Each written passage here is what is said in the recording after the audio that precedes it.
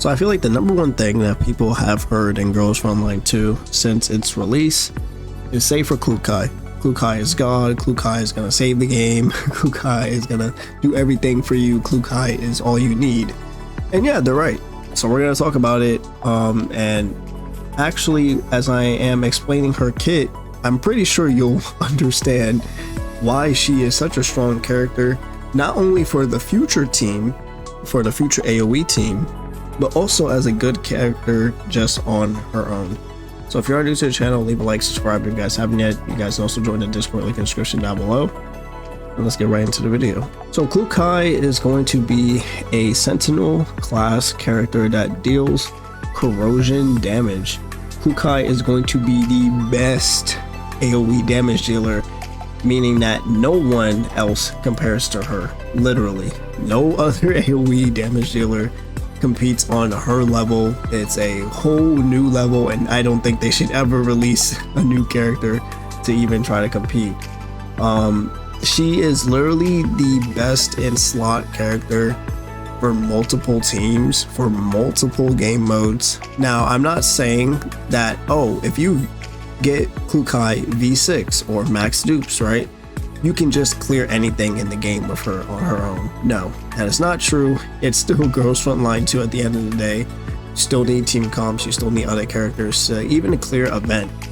But on her own, she will definitely do a lot of the damage and a lot of the slack of the team.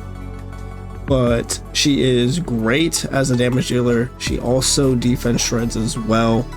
And Klukai, with her release, also brings back one of the most beloved Gunner characters of Girls Frontline 2, Peritya. Peritya is now back on the map because of Klukai.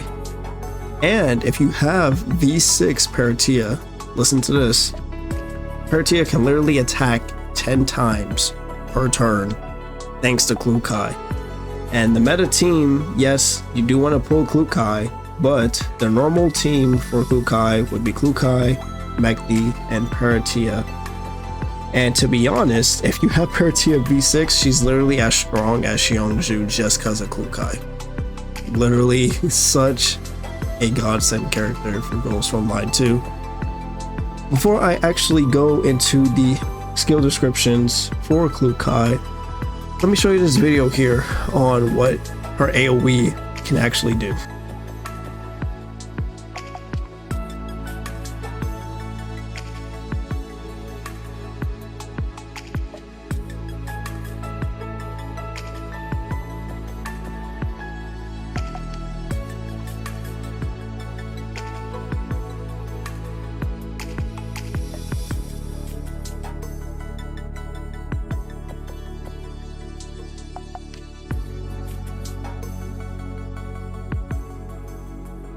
Yeah, so if you didn't know or haven't seen Klukai before, she can actually have a trick to have her attack multiple times in one turn. So yeah, Klukai is pretty great for a character in Girls Frontline 2.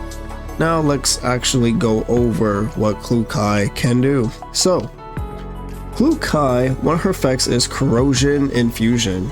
At the end of an action, the caster deals AoE corrosion damage equivalent to 12% attack of the holder. Meaning, this is a character that you want to stack attack percent keys as much as possible. For each additional stacks, increase the damage percent by 12% when the holder receives corrosion damage from Klukai's active attacks or other enemies. The number of stacks increases by 1 and the duration is refreshed. This effect can be stacked up to 10 times and is removed when the caster is killed. It's considered as a corrosion debuff and cannot be dispelled.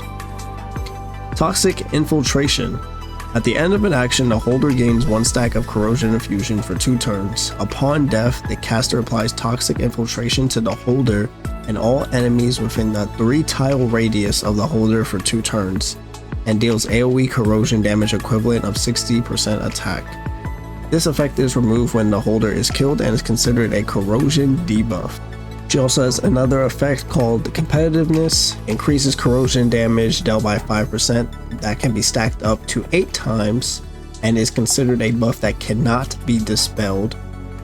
Defense Decrease 2, which decreases defense by 30% And then Fear decreases movement speed by 1 tile, attack by 30%, and stability damage dealt by 4 points, which is considered a debuff. Now let's go into skill number 1. So skill number 1 is going to be Precise Detonation. She will select an enemy target within an 8 tile radius that deals corrosion damage equal to 80% attack to it. Then deals AoE corrosion damage equivalent to 60% to the target and all enemies within a 3 tile radius of it, and then pulls them towards the center by 1 tile. If this skill successfully kills a target, it will reduce the cooldown of Devastating Drift by 1 turn and increases contamination gauge by 2 points. If no targets are killed, applies 1 stack of Corrosion Infusion for 2 turns. As you can also see here on the bottom of every skill, each and every dupe will be applied depending on what skill they're actually buffing. So as I'm reading the skill, you can also see having dupes for her actually makes her so much stronger. I won't go over the dupes, but you can definitely see where this is going. Our next skill, Overpowering Corrosion, which is a AoE debuff skill. Selects a tile within an 8 tile radius and deals AoE corrosion damage equivalent to 90% attack to all enemies within a 3 tile radius of the specified tile, and applies Toxic Infiltration for 2 turns, increases damage dealt by 15% if the enemy has already Toxic Infiltration. If you see Vertebrae 1 and Vertebrae 5 here, self-explanatory. And then we have Devastating Drift, which is her ultimate. So, if you use her skill 1 and it kills a target, it reduces the cooldown of her ultimate by 1 turn. Put that into your brain now. Skill 1 kills a target, puts down the cooldown for her ultimate. Her ultimate Devastating Drift selects a tile within a 4 to 8 tile cross-shape radius and lands on a specified tile, deals AoE corrosion damage equivalent to 100% attack to all enemies within a 5 tile width of the path, and gains 6 tiles of extra movement. If this skill kills 2 or more targets, this skill can immediately be used again. This effect can only be triggered once.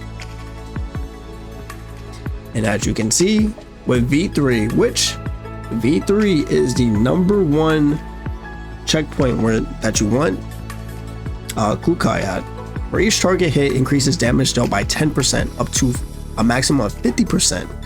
If a boss target is hit, the damage increases to 50% immediately. If 2 or more targets, or if a boss target is hit, the skill can immediately be used again. So if the target is hit, it can be used again. Doesn't even have to kill them. Applies defense decrease 2 and toxic infiltration on the target before attacking for 2 turns.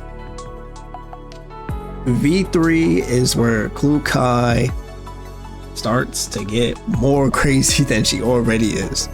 And obviously, you know, for the whales you get V6, because V6 will also help her ultimate as well, and that's the maximum dupe that you can go. But yeah, if you want to maximize on Klukai, V3 is totally fine. You don't need V6. But skipping out on Klukai, you'll definitely notice it in your account. She's a great character for literally everything, and especially bosses. It doesn't even have to be with a full AoE team. It's just good, man. It's just good. And then we have Pride of the Elite. Klukai is immune to all control types. Applies 1 stack of Corrosion Infusion for 2 turns to the target when dealing damage with active attacks, and gains 1 stack of Competitiveness after skill usage. For each instance of corrosion damage dealt by Klukai's active attacks or other allies, increases contamination gauge by 1 point.